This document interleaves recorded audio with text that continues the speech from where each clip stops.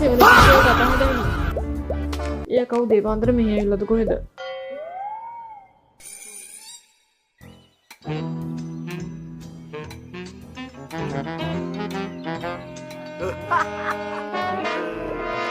මට නම් මේක හිතා ගන්නවත් බෑ බබා.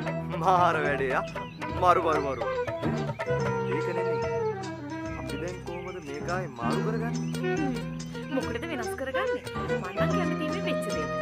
මට දැන් කොල්ලෙක් වගේ නිදහසේ ඉන්න පුළුවන්. ඔයත් කිව්ව නේද? ඔයාට කෙල්ලෙක් වගේ ඉන්න ඕනි කියලා. කිව්ව නේද? හරි කිව්වා තමයි.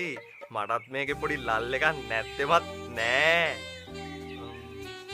ඒත් මේක නිකන් හරි අපේ අම්මලට මාට්ටුනොත් අපි දෙන්නම කපෝතියා. හැබැයි කටහඬ තමයි නේද බබා ප්‍රශ්නේ. හරි. මට හොඳ අයිඩියා එකක්. අපි දෙන්න මෙහෙම කරමු.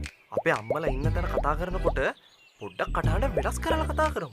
කතා කරද්දී අම්මලා හැවුවොත් ඇයි මොකද එහෙම කියලා. අපි කිව්ව මේ දවස්වල පොඩ්ඩක් මේ සෙම වැඩි වෙලා අපි දෙන්නගේ පොඩ්ඩක් මේ උගුරේ වොයිස් කියලා. අපි කිව්ව වැස්සට දෙමිලා සෙම වැඩි වෙලා කියලා. හැබැයි ජොසියා මේ තමුසි මගේ නංගිත් එක්ක එක ඇඳේ බුදියගෙන අහුනොත් එහෙම මං තමුසිට අඩු කඩනවා.